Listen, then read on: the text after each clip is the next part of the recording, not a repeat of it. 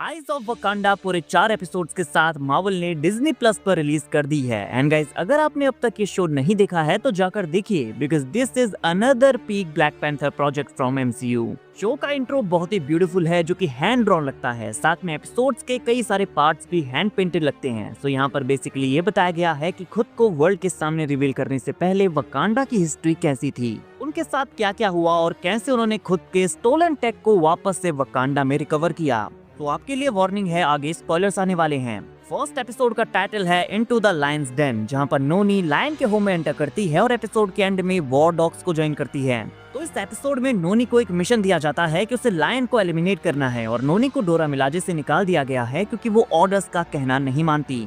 And guys, डोरा मिलाजे को हमने एमसीयू में कई बार देखा है, जो कि वकांडा की काफी तगड़ी फाइटर्स होती हैं। तो एपिसोड की शुरुआत में हम 1260 बीसी में क्रीट को देखते हैं। क्रीट के नेटिव्स के ऊपर यहाँ पर अटैक होता है और हम देखते हैं कि लायन एंड उसकी आर्मी शिप के थ्रू यहाँ पर अटैक कर रहे हैं, और वो क्रीट के नेटिव्स को पकड़कर मेल्स के ऊपर अपना सिंबल लगाते हैं और फीमेल्स को पोएट्री एंड म्यूजिक सिखाते हैं और साथ में उन्हें स्माइल करने के लिए कहते हैं। लेकिन इन सारे ही लोगों में एक वुमेन यहाँ पर नेटिव नहीं थी, और ये थी नोनी। अब हमें इस सिचुएशन को एक्सप्लेन करने के लिए 6 हफ्ते पहले का फ्लैशबैक सीन दिखाया जाता है। नोनी, जो कि एक फॉर्मर डोरा मिलाजे है, अकिया उसे एक्सप्लेन करती है कि द लायन का नाम नकाटी है, जो कि वकांडन रॉयल गार्ड का फॉर्मर कैप्टन था, और वो किंगडम के कई सारे dangerous items and loyal man को लेकर यहाँ से भाग गया है, और वो इस एडवांस्ड वकांडन टेक का यूज खुद को as a god king establish करने में कर रहा है। और खतरा ये है कि एक दिन वो एक बड़ी आर्मी लेकर वकांडा के ऊपर ही अटैक कर सकता है। तो नोनी को उसे पकड़ना है और वकांडा का स्टोलन टेक वापस लाना है,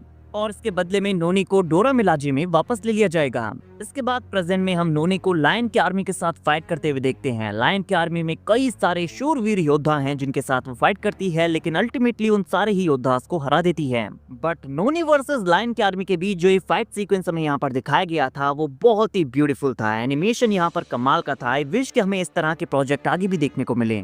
सो एंड में नोनी एंड नकाटी एक दूसरे के आमने सामने आते हैं। नकाटी कहता है कि मैंने वकांडा को इसकी सीक्रेसी एंड लाइज की वजह से छोड़ा। वो कहता है मैंने पूरे वर्ल्ड में ट्रैवल करके हटूर ज़राज़े, वर्ल्ड डॉग्स और कई सारे स्पाइस के सीक्रेट नेटवर्क के साथ काम किया है, जिसे वकांडा कभी अलाउ नहीं करता, क्योंकि वकांडन्स वर्ल्ड को खुलकर देखना ही नहीं चाहते। नकाटी की बात सही थी, लेकिन नोनी कहती है कि लोगों को बंदी बनाना और अपनी वर्शिप करवाना कुछ ज्यादा हो गया। नकाटी भी इस बात को मानता है, लेकिन वो दोनों फिर फाइट करते हैं और एंड में नकाटी हार जाता है। लेकिन इस फाइट के दौरान नोनी की एक आंख चली जाती है, लेकिन नकाटी वकांडा की गुलामी में वापस नहीं जाना चाहता था। इसीलिए वो अपने गोल्डन थ्रो पर सेट किए गए सेल्फ डिस्ट्रक्शन मैकेनिज्म को एक्टिवेट करता है, और यहाँ पर एक बड़ा सा एक्सप्लोजन होता है। नोनी बच जाती है, लेकिन जो टेक उसे वापस वकांडा लेकर जाना था, उसे वो कैरी नहीं कर पाती। उसे डोरा मिलाजे वापस ज्वाइन करने के लिए कहा जाता है, लेकिन इसकी जगह वो वॉर डॉग्स को ज्वाइन करती है और वकांडा के स्टोलन टेक को रिकवर करने के मिशन को लीड करती है, और अकिया उसका वेलकम करती है।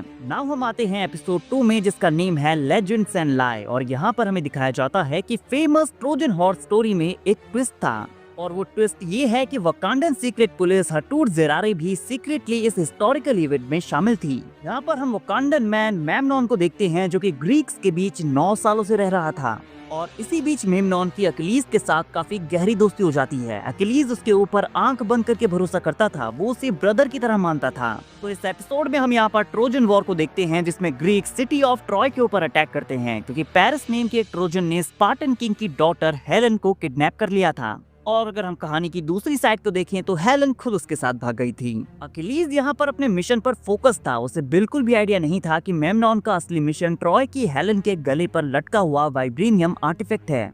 अब ग्रीक्स के बीच यहाँ पर ओडिसियस नेम का एक इंटेलिजेंट पर्सन होता है, जो कि कहता है कि ट्रोजन्स की आर्मी को हराना शायद हमारे लिए मुश्किल हो। इसीलिए वो प्लान बनाता है कि हम पीस ऑफर करते हुए एक हॉर्स उनके लिए भेजेंगे, लेकिन उस हॉर्स के पेट में हमारी आर्मी होगी, जो कि वहाँ घुसकर उनके ऊपर अटैक कर देगी। और वो ऐसा ही करते हैं। यहाँ पर वो ट्रोजन्स के ऊपर अटैक कर देते हैं, और हम देखते हैं कि मेमनॉन अकिलीज को यहाँ पर अकेला छोड़कर अपने मिशन के लिए भाग जाता है, और अकिलीज इस फाइट में कई सारे सोल्जर्स के बीच में फंस जाता है। वो हेल्प के लिए मेमनॉन को आवाज लगाता है, लेकिन मेमनॉन यहाँ से भाग रहा था। अकिलीज को ये देखकर काफी बिट्रेयल फील होता है, और उसे पता चलता है कि मेमनॉन ये सब कुछ इस आर्टिफैक्ट के लिए कर रहा था। वो उसके आर्टिफैक्ट को छीन लेता है और कहता है कि मैं तुम्हें इसे नहीं दूंगा। और अब इसी वजह से उन दोनों ही फ्रेंड्स के बीच काफी खतरनाक फाइट यहाँ पर हो जाती है और मैं कहूंगा कि ये फाइट सीक्वेंस भी काफी अमेजिंग था। लेकिन अखिलीस की एक कमजोरी थी उसकी हील, इसीलिए मेमनॉन उसकी हील पर अटैक करता है और उसे जान से मारकर यहाँ से भाग जाता है। हालांकि मेमनॉन अखिलीस को जान से नहीं मारना चाहता था, लेकिन अपने मिशन को कंप्लीट करने के लिए उसे ऐसा करना पड़ा।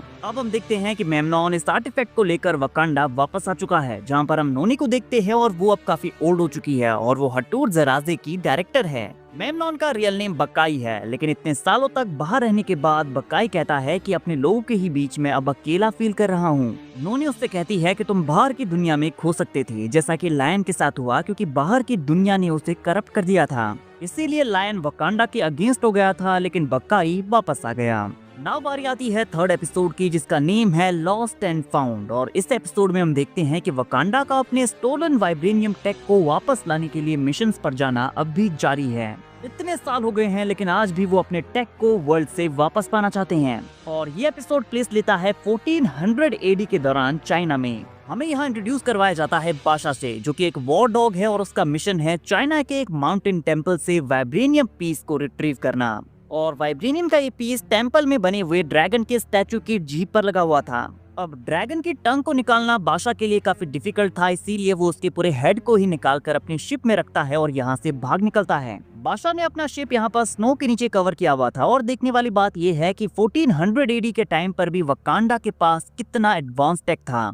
अब बाशा वकांडा में वापस आता है, आर्टिफैक्ट रूम में ड्रैगन के हेड को रखता है और एपिसोड 1 से रिकवर किए गए लायन मास्क को भी आप यहाँ पर देख सकते हैं। एपिसोड 2 से रिकवर किए गए नेकलेस को भी आप यहाँ पर पीछे देख सकते हैं। उसे लगता है कि वो अपने मिशन में सक्सेसफुल हो गया है, लेकिन तभी हमें यहाँ पर देखने को मिलती है जो रानी AKA आयरन फिस्ट, जो कि सीक्रेटली बाशा की शिप में बैठकर यहाँ आ गई थी। और यहाँ पर वॉर डॉग कैफेटेरिया में वो इतनी तगड़ी फाइट करती है ना, इसे देखकर मजा ही आ जाता है। आई होप कि आयरन फिस्ट जल्दी से हमें लाइव एक्शन में भी देखने को मिल जाए। और यहाँ जब वो बाशा से मिलती है तो ये रिवील होता है कि उसने बाशा की हेल्प की थी, उसे शेल्टर दिया था और वो दोनों ही रोमांटिक रिलेशनशिप में भी आ गए थे। फिर वो दोनों अपने नेशंस के आर्टिफैक्ट्स को सिक्योर करने के लिए एक दूसरे के साथ फाइट करते हैं और वकांडा के ट्रेन सिस्टम के ऊपर काफी इंटेंस एंड फनी टाइप की फाइट हमें देखने को मिलती है। बट एंड में हम जोरानी की फिस्ट से पावर ग्लो होते हुए देखते हैं, जो कि आयरन फिस्ट की सिग्नेचर पावर है। हालांकि बाशा उसे कैप्चर कर लेता है, लेकिन वो बहुत ही ज्यादा पावरफुल थी और इन लॉक्स को भी ब्रेक कर देती है। वो बताती है कि वो अपने लैंड की प्रोटेक्टर है और उसे ड्रैगन का ये सिर वापस चाहिए। इसीलिए वो ड्रैगन की टंग निकालकर उन्हें देती है और ड्रैगन का सिर अपने साथ ले जाती है। तो अगर बाशा उसे ये चीज ऑलरेडी बता देता तो शायद जोरानी उसकी हेल्प कर सकती थी, लेकिन बाशा एक वॉर डॉग था और वॉर डॉग्स अपनी आइडेंटिटी इस तरह से रिवील नहीं करते। अब वकांडा के अंदर ये जितनी भी तोड़फोड़ हुई थी, इसे हैंडल करने के लिए बाशा हाई काउंसलर रकीम से ये कहता है कि ये कैप्टन ईबो का एक टेस्ट था।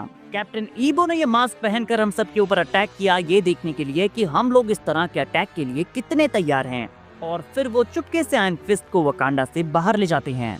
नाउ आता है शो का 4th and last episode the last panther. उससे पहले मैं आपको ये बताना चाहता हूँ कि मार्वल एनिमेशन के ऊपर हमें व्हाट इफ से टिचाला का स्टार लॉर्ड देखने को मिलता है, क्योंकि MCU में ये चैडविक बोसमैन का लास्ट रोल था और इस एपिसोड के बाद उनकी डेथ हो गई थी। नाउ इस एपिसोड की शुरुआत होती है 1896 में इथियोपिया की सिटी एडवा में, जब यहाँ पर इटालियन इन्वेजन हुआ था। हम यहाँ एक ओल्डर वॉर डॉग कोडा को देखते हैं, जिसके साथ होता है यंग प्रिंस टफारी। टफारी राजा का तीसरा बेटा था, इसीलिए थ्रोन तो उसे नहीं मिल सकता, तो वो अपना नाम हिस्ट्री बुक्स में किसी और तरीके से लिखवाना चाहता है। वो अपनी एक लेगेसी बनाना चाहता है और यहाँ पर हम दोनों को एक और वकांडन आर्टिफैक्ट को रिकवर करते हुए देखते हैं, जो कि एक एक्स थी। और ये वही एक्स है जिसे नोनी एपिसोड 1 में यहाँ पर पकड़ नहीं पाई थी। साथ में ये वही एक्स है जो हमें ब्लैक पैंथर के सीन में देखने को मिली है, जिसके बारे में किलमॉन्गर एक्सप्लेन करता है। अब यहाँ पर वो दोनों इस एक्स को रिकवर करके अपनी एडवांस कार से वकांडा वापस आने लगते हैं, लेकिन तभी एयर 2500 से फ्यूचर ब्लैक पैंथर यहाँ पर एक टेक के थ्रू आती है और उन दोनों को रोक लेती है।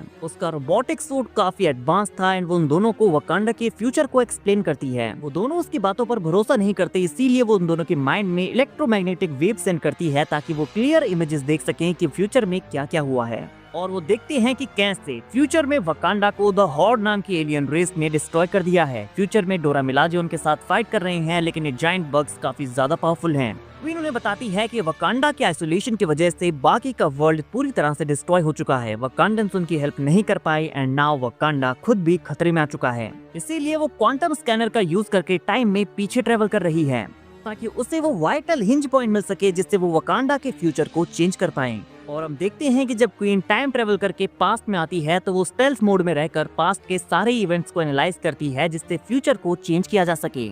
हम उसे अखिलीस की डेथ को वॉच करते हुए देखते हैं। नॉनी को भी वो ऊपर से देख रही थी, साथ में बादशाह को भी उसने वॉच किया था। लेकिन इन सारे ही टाइम पीरियड्स में सिर्फ टफारी का यहाँ से एक्स को उठाना वो वाइटल हिंज पॉइंट बन गया जिससे उनके फ्यूचर को चेंज किया जा सकता है। वो कहती है कि अगर एक्स को वहीं रख दिया जाए जहाँ से टफारी ने उसे उठाया है तो वकांडा का एक फॉरगॉटन सन आगे चलकर वकांडा के फ्यूचर को बदल सकता है। And as a result Wakanda अपने बॉर्डर्स को ओपन करके अदर नेशंस के साथ कोऑपरेट करेगा। एंड गाइस ये पूरा इवेंट हमें ब्लैक पैंथर मूवी में देखने को मिला है। और वकांडा का वो फॉरगॉटन सन एक्चुअली किलमॉन्गर था, क्योंकि शो के एंड में हम किलमॉन्गर को यहाँ पर देखते हैं। क्योंकि अगर टफारी इस एक्स को वापस नहीं रखता तो किलमॉन्गर को ये एक्स कभी नहीं मिलती, वो क्लॉ को कभी नहीं मारता और वकांडा कभी नहीं जाता, साथ में वकांडा का किंग नहीं बनता और as a result T'Challa movie के एंड में वकांडा की बॉर्डर्स खोलकर वर्ल्ड के साथ कोऑपरेट नहीं करता। तो टफारी के इस एक्स को वापस रखने से टिचाला वकांडा को वर्ल्ड के सामने रिवील कर देता है। तो टफारी एक्स को वापस रख देता है और पास्ट को चेंज करने से यहाँ पर फ्यूचर भी चेंज हो जाता है। और क्वीन यहाँ पर एक्सप्लेन करती है कि एक्स को वापस रखने से मेरी टाइमलाइन रियलाइन हो जाएगी और सब कुछ बदल जाएगा। तो वॉर डॉग्स का मिशन था वकांडा के आर्टिफैक्ट को वापस लाकर वकांडा के सीक्रेसी को बनाए रखना, लेकिन उनके मिशंस का उल्टा इम्पैक्ट पड़ता है और यहाँ पर वकांडा वर्ल्ड के सामने रिवील हो जाता है। और एंड में हम यहाँ पर क्वीन ब्लैक पैंथर को इन जायंट बग्स के साथ फाइट करते हुए देखते हैं और वो कहती है। तो गाइस ये थे आइज ऑफ वकांडा के चारों एपिसोड्स। एंड सच बताऊं तो ये एनिमेशन मुझे इतना पसंद आया कि आई होप कि फ्यूचर में हमें इस तरह के एनिमेशन से कोई अदर शोज भी देखने को मिले। स्टोरी का कॉन्सेप्ट काफी कूल था और जिस तरह से फ्यूचर एंड पास्ट को यहाँ पर कनेक्ट किया गया है वो बहुत ही ब्यूटीफुल है। वकांडा हमेशा से ही मार्वल का एक काफी इंपॉर्टेंट पार्ट रहा है और उसकी हिस्ट्री को इस तरह से एक्सप्लोर करना मेरे अकॉर्डिंग काफी अच्छा आइडिया था। गाइज आपको आइज ऑफ वकांडा कैसी लगी कमेंट करके जरूर बताइए। वीडियो अगर अच्छी लगी हो तो वीडियो को लाइक और चैनल को सब्सक्राइब करना ना भूलें, बिकॉज ऐसी ही अमेजिंग वीडियोस हम डेली लाते रहते हैं।